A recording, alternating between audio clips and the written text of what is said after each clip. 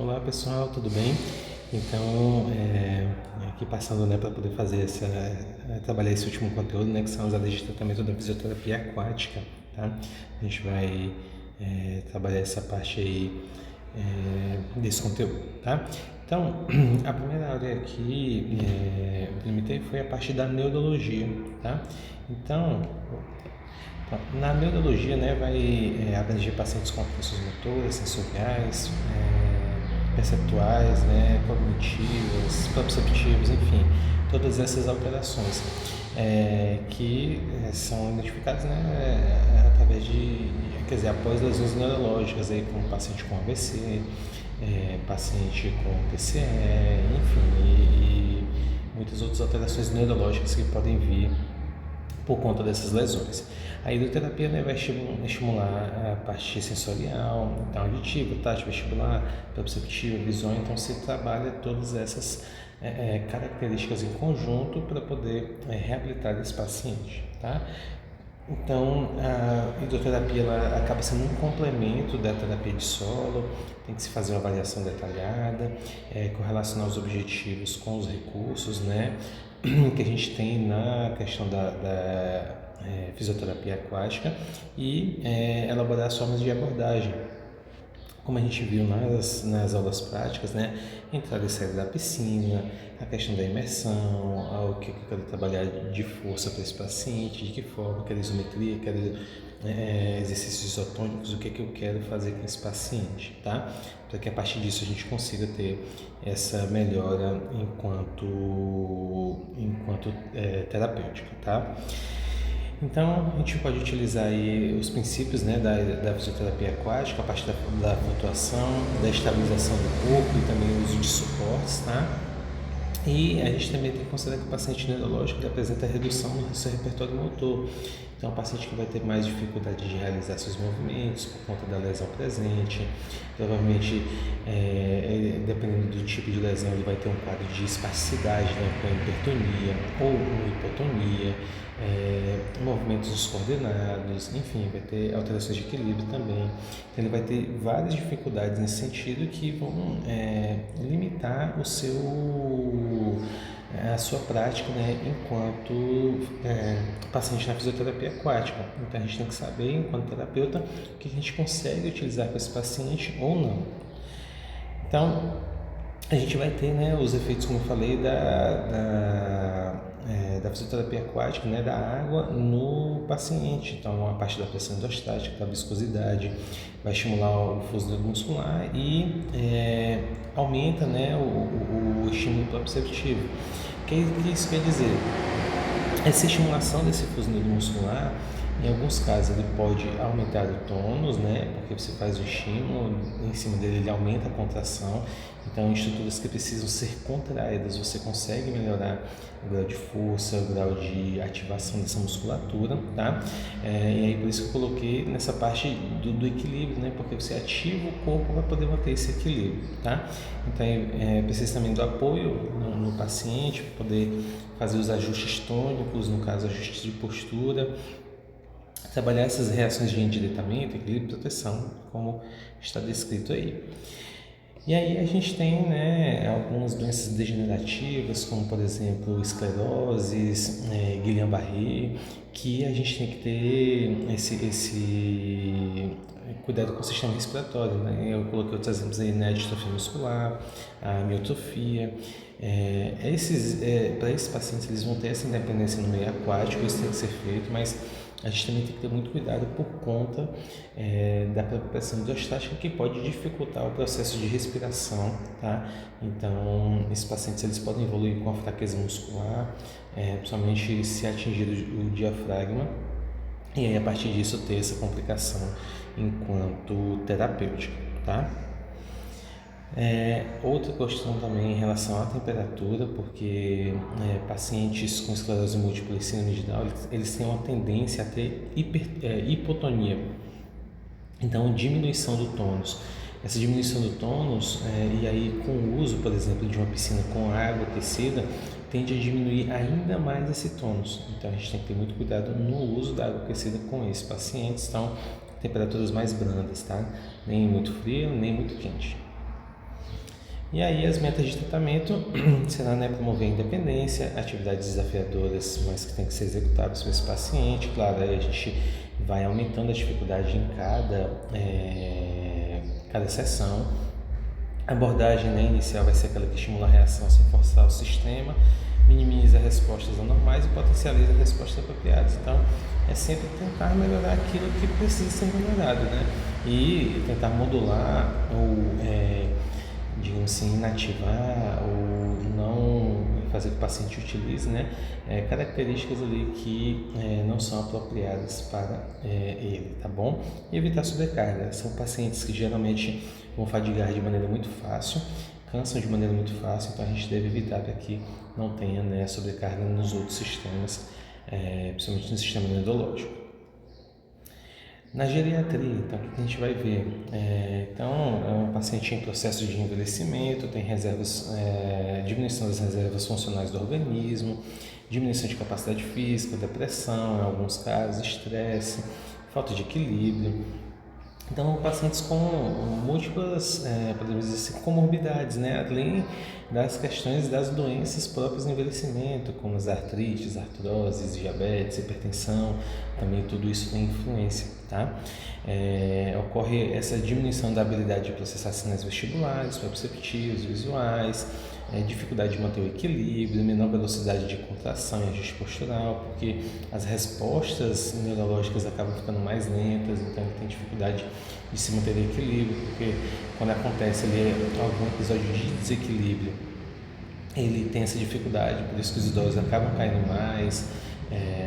Então isso é da fase, né, do envelhecimento, vai acontecer, tá? Então os nossos objetivos será reduzir a dor, manter a ADM, aumentar a força, melhorar o condicionamento cardiovascular, controle do peso corporal, que também é muito importante. A maioria dos idosos, eles são, não vou dizer que eles são idosos obesos, mas eles têm um grau alto de percentual de gordura, então a gente tem que trabalhar isso também. Melhora as reações de equilíbrio, capacidade vital e também socializa e vai utilizar, né, como uma forma de recreação. E aí a gente tem essas vantagens, né, em relação ao tratamento do sono, né, por conta da analgesia, diminuição do impacto, que é bem importante, principalmente em idosos que têm artrite, artrose, né, melhorar a ADM e também trabalhar a musculatura respiratória, que é muito importante para esses pacientes.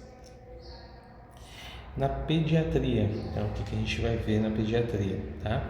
Então a gente tem que ter um conhecimento aí em relação a controle postural, aprendizagem motora, desenvolvimento neuropsicomotor, que é esse DNPM, hidroterapia, e a gente tem que conhecer a patologia a ser tratada. Vocês ainda vão ter pediatria, né? Mas falando um pouquinho de cada coisa, né? Por exemplo, dependendo da idade do paciente que a gente trabalha, ele tem que ter um certo desenvolvimento, uma certa postura para aquela idade, fazer algumas coisas que são necessárias para aquela idade. Tanto a idade cronológica, mas principalmente a idade corrigida desse paciente. Digamos que é um paciente prematuro, que é um paciente que teve uma dificuldade de desenvolvimento por conta da prematuridade. Vocês vão aprender na pediatria como fazer o cálculo da idade corrigida dele. Então ele vai ter digamos assim, essa percepção, né, na sua idade corrigida do que ele tem que fazer ou não, tá? E aí vocês vão ver, tipo assim, até tantos meses o paciente precisa ficar sentado, outros meses precisa engatear, outros meses precisa ficar em pé, outros meses precisa ficar caminhando e fazer isso em tantos meses. Então, a gente vai perceber isso e dentro da fisioterapia aquática tentar trabalhar esses ajustes, né, para que ele consiga trabalhar isso em solo também, que aí se correlaciona com essa questão da aprendizagem motora e do desenvolvimento neuropsicomotor. Então tudo isso se correlaciona. Então é ele saber fazer essas condutas, né, essas atividades para que trabalhe toda essa parte, né, de desenvolvimento, de aprendizagem na hidroterapia, né. Então a gente precisa conhecer isso e a gente precisa, né, ter essa prática da hidroterapia para poder fazer esse trabalho de maneira mais específica, assim como a patologia que a gente falou. Quando a gente fala de pediatria, A gente também fala, pessoal, de patologias basicamente neurológicas. Existem outros também? Sim, mas a gente vai falar muito de patologias neurológicas, então vai se correlacionar muito com ali, as alterações neurológicas que a gente viu. Só que a diferença que a gente tem aí na parte da pediatria, né, que é esse último ponto que eu coloquei, é sempre trabalhar com o lúdico. Porque a criança ela não vai fazer, por exemplo, você vai falar assim, ó, faz 3 séries de 10, ela não vai fazer isso de maneira colaborativa como um paciente adulto. Então você vai ter que às vezes trabalhar com brinquedos, com brincadeiras, para que você consiga atingir o exercício, o objetivo do exercício, né, a partir dessas brincadeiras e dessa forma mais lúdica de trabalho com as crianças, tá? Então, a gente tem a primeira patologia, né, que é a paralisia cerebral, classificada como grupo não progressivo, mas frequentemente mutável, de submotor, tônus, postura, secundária à lesão do cérebro em desenvolvimento, e o córtex motor é o mais afetado, né, então, principalmente no lobo frontal. Então, é uma patologia que vai atingir esse cérebro em desenvolvimento.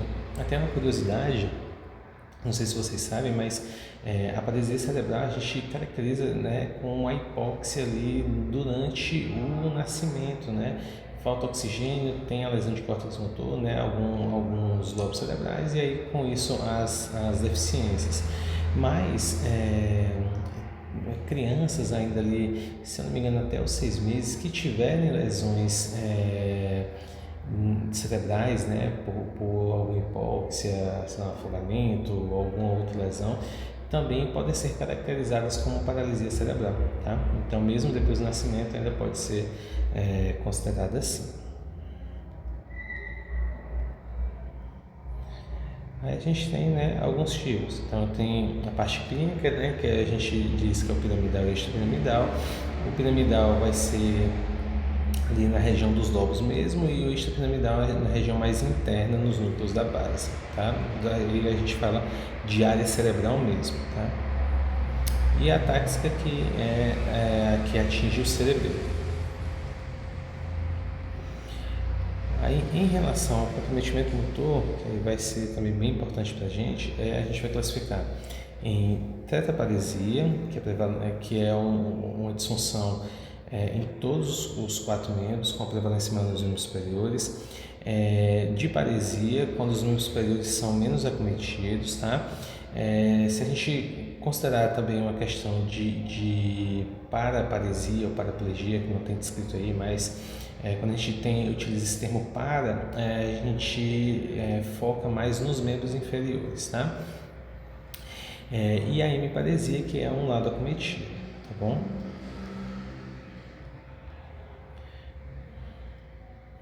Então, no paciente com paralisia piramidal, que vai ter a característica espástica, ou hipertonia, a gente vai ter que adequar esse tônus, dissociar as cinturas, auxiliar no ganho e manutenção de ADM, fazer descarga de peso em membros inferiores para poder modular esse tônus e conseguir a ortostase, né, ficar em pé, e também trabalhar muito com o controle cervical. Como eu falei com vocês, o paciente ele tem que ter ganhos, né, de acordo com a sua idade corrigida, principalmente se for um paciente prematuro, e também com essas alterações de desenvolvimento. E a partir disso, o controle cervical ele é um dos primeiros ganhos que a criança deve ter, tá? Mas tem muitos pacientes neurológicos que acabam não tendo esse controle cervical. Tem que ser trabalhado, né, para que a partir disso o paciente ele consiga ter também a sua independência. Porque se o paciente não tem controle cervical, ele não vai praticamente ganhar nenhuma das outras habilidades. Ele não vai conseguir ficar sentado, não vai conseguir ficar em pé, não vai conseguir caminhar, porque ele não tem esse controle cervical delimitado, né, bem definido. Isso. Aí, na extrapiramidal, a gente tem os movimentos também, característica de movimentos involuntários, né? E aí, a partir disso, ele vai ter esses movimentos que a gente tem essas características, né? Que é os coreicos, que são movimentos aí, involuntários nas articulações proximais e de grandes amplitudes.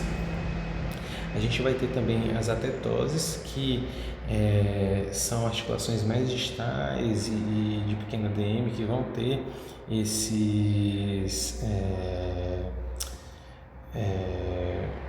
esses movimentos involuntários também, e os distônicos, que são movimentos amplos e fixos, que são movimentos rotacionais ali, como se fosse de torção, tá? E esse paciente ele vai ter ainda a presença de reflexos primitivos, que aí é o reflexo tônico cervical assimétrico e simétrico, que aí eu não vou entrar nessa parte, que são reflexos específicos na parte da pediatria, que vocês vão ver que o paciente ele tem que ter ali no início, né, da sua formação, mas à medida que ele vai evoluindo, ele tem que perder esses reflexos, tá? Então a gente vai trabalhar aí essa parte, né, de organização corporal, descarga de peso, trabalhar principalmente em cadeia cinética fechada, para que ele consiga o controle cervical, consiga manter a postura ortostática, simetria, né? A gente vai explorar muito a linha média desse paciente, porque todas as atividades funcionais são feitas em sentido à nossa linha média, então a gente tem que fazer esse trabalho também, tá?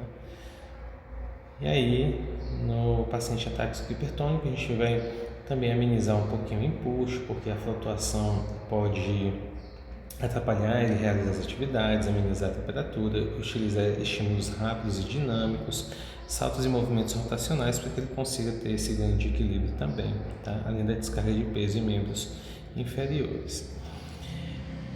Aí, uma outra característica que pode acontecer também seria esse paciente com paralisia cerebral, ele tende a ter essa hipertonia. Essa hipertonia, a espasticidade, né, que a gente caracteriza, ele vai dificultar o seu movimento.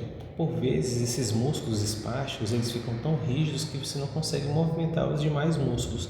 Então, uma das terapias é aqui, né, o uso da toxina botulínica, né, do Botox.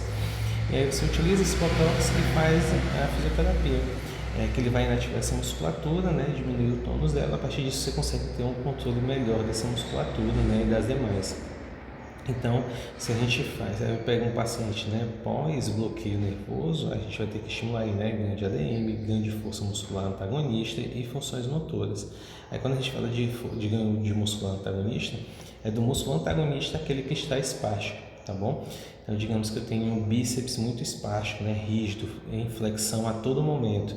A gente faz a toxina botulínica nele, ele reduz o seu tônus, relaxa, e aí tem que ser agora nesse período, né, porque o Botox ele dura mais ou menos 6 meses o seu efeito no corpo. Nesse momento ganhar força de tríceps para que o tríceps mais forte consiga anular esse aumento de tônus do bíceps, tá? Uma outra característica, né, uma patologia, é a osteogênese imperfeita, que a gente chama dos ossos de vidro, né? Então é um defeito na síntese do colágeno, acomete também todo o corpo, mas os ossos são os principais, provocam fragilidade e fraturas repetitivas, além de deformidades, tá? A gente tem aí alguns tipos, né? Tipo 1 e tipo 4, que são heranças autossômicas dominantes, e 2 e 3 que são recessivas, né? Aí tem essa classificação em 4 mais suaves e 2 e 3 mais graves, tá? A do tipo 1 são poucos acometidos, tem presença de escleras, perda auditiva, fraturas em traumas moderados e deformidades, né, em grandes articulações, principalmente aqui a característica de arqueamento ósseo, tá? No tipo 4 também é menos acometido, arqueamento moderado, poucas fraturas, baixa estatura, rara perda auditiva. Então você vê que é um tipo bem que tem pouca alteração. Tipo 2 incompatível com a vida, né? Então paciente que já tem essa formação óssea bem prejudicada, ele já vai nascer ou prematuro ou natimorto e vão a óbito até o primeiro ano de vida, bem complicado. E tipo 3, né, a criança já nasce com osteoporose severa, deformidades progressivas em ossos longos, aí você vai ter arqueamento, torções, enfim, fraturas repetitivas, esqueleto desproporcional, baixa estatura, escleras, e se tornam cadeirantes na adolescência, porque quando você chega nessa fase da adolescência, que você aumenta o seu peso, aumenta a sua estatura, os ossos não conseguem suportar o peso, acabam evoluindo para a cadeira de rodas. E aí tem tipo 5 e 6, né, que aí são características bem específicas, aí um que é mais na região da epífise e outro, né, que são diagnósticos feitos ali por biópsia, mas tem menos alterações, tá? E os objetivos terapêuticos na parte da hidroterapia, adaptar e realizar a independência no meio líquido, aumentar a capacidade respiratória, movimentação, ADM, força muscular, e desenvolver neuropsicomotor, ortostatismo e a marcha. Então, são o que a gente vai trabalhar com esse paciente. Outra patologia pediátrica é a mielomeningocele, que é a falha no fechamento do tubo neural, acometendo, né, membros inferiores, sistema urinário e intestino. O que acomete essas regiões? Porque a mielomeningocele, que a gente conhece como espinha bífida, é uma alteração que vai ter a herniação, né, de meninges, por isso que a gente tem esse termo, né, meningo, que são as meninges,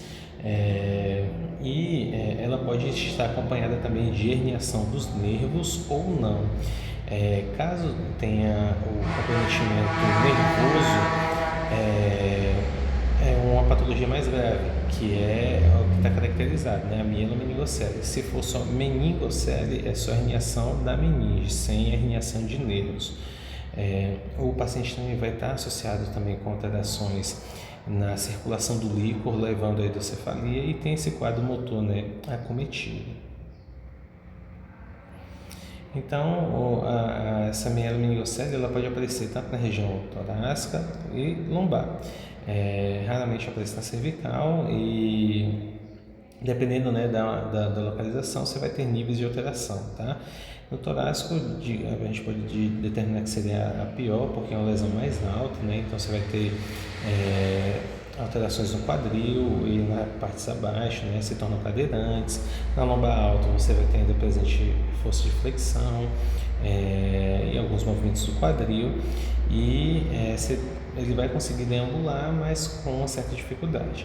Já na lombar baixa, então você vai ter um pouco mais de movimentos, né, e de força muscular, e aí você vai ter que utilizar basicamente só a muleta para poder fazer a deambulação. Você não precisa utilizar uma órtese associada, tá? Os objetivos terapêuticos, né? Adaptação e dependência ao meio líquido, aumento da capacidade respiratória, movimentação global, amplitude, força, desenvolvimento neuropsicomotor, prevenção de condutas e deformidades e integração social. É bem importante, né, para esses pacientes.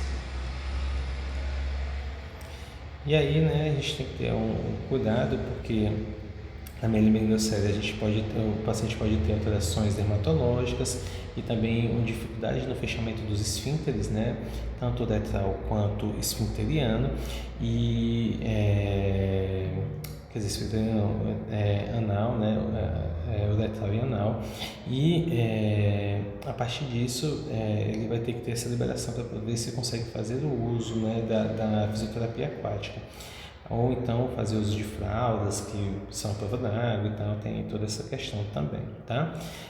Por isso que tem que ser feita essa manobra de esvaziamento urinário e fecal antes da terapia, que aí vocês vão ver melhor na parte de urogineco, sendo que também tem que ter um cuidado, que eles são pacientes que podem ter alergia ao látex, então até o uso da touca, dos equipamentos, tem que ser bem delimitado. Distrofias musculares, aí a gente tem duas principais, né, que são de Duchenne e de Baker, são alterações nas proteínas que vão formar o tecido muscular, então você perde a formação dessa proteína de maneira correta, sendo que aí você vai perdendo força muscular, e com isso você pode chegar a óbito, tanto por conta da perda da função motora, quanto também perda de força muscular respiratória. E aí os objetivos e cuidados, né, adaptação e independência ao meio líquido, aí como eu coloquei, né, melhora e manutenção da capacidade cardiorrespiratória, manutenção da movimentação global, ADM, força, integração social, e retardar essas sequelas. Como elas são doenças progressivas, a gente não consegue evitar a evolução delas, mas se a gente consegue também tratar, né, esse paciente de maneira antecipada, a gente consegue evitar que essas sequelas cheguem de maneira mais rápida. elas vão chegar, mas a gente consegue, digamos, segurar um pouquinho mais aí a evolução dessa doença, tá bom?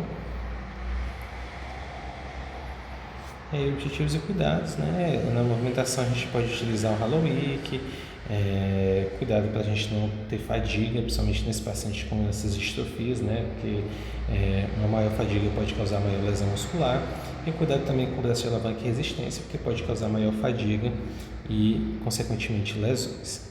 Na parte de reumatologia, então, são doenças aí que afetam os ossos, articulações, músculos, tecidos, né? Podem levar a depressão e isolamento, e aí a gente tem várias patologias, fibromialgia, artrose, artrite, lombalgia, lordose e as dores na coluna, né? Em geral, tá? Então, a fibromialgia, que a gente já viu sobre ela, né? Que é essa doença não inflamatória, que tem essa dor difusa pelo corpo, lá na palpação dos tender points. Não vou aprender muito com isso, que a gente já viu essa parte de fibromialgia. Então, as principais alterações posturais são o encurtamento da cadeia muscular posterior, aumento da caixa torácica por conta da presença de dor e das deformidades posicionais por conta da dor, acentuação das curvaturas da coluna, posição antálgica, e refere falta de ar e distúrbios de sono, musculatura tensa, rigidez, né, articular. Então, tudo isso vai estar relacionado. Na artrose e na artrite vai ser acometimento aí da cartilagem articular, né, e até chegar ao osso. Então, você dor iniciar durante o movimento, rigidez articular, prejuízo funcional progressivo, dor da palpação, palpitação, deformidades. Também a gente já viu sobre essas patologias, e aí a gente pode também trabalhar ela na parte da hidroterapia, tá? Colocando logo as patologias para depois a gente falar também um pouco relacionado ao que pode ser feito, tá? A lombalgia, né, as dores na coluna, então a dor que pode ser localizada e irradiada por distúrbios musculoesqueléticos, traumas ou compressão nervosa. Então a gente vai ter várias alterações aí, né, nesse quadro clínico. Atopasias inflamatórias, dor, deformidades, sintomas neurológicos, contratura muscular, deformidades, posição antálgica. Então, são alterações que podem acontecer e que nós, enquanto terapeutas, a gente tem que também utilizar da fisioterapia aquática para poder reverter essas alterações. E Ledorch, né, que é a afecção do músculo esquelético causada por sobrecargas ali biomecânicas relacionadas ao trabalho, né, como síndrome do túnel do carpo, síndromes miofasciais, mialgias, tenalgias, né, que são as tendinites. Então, pode ser também trabalhado nessa parte, tá?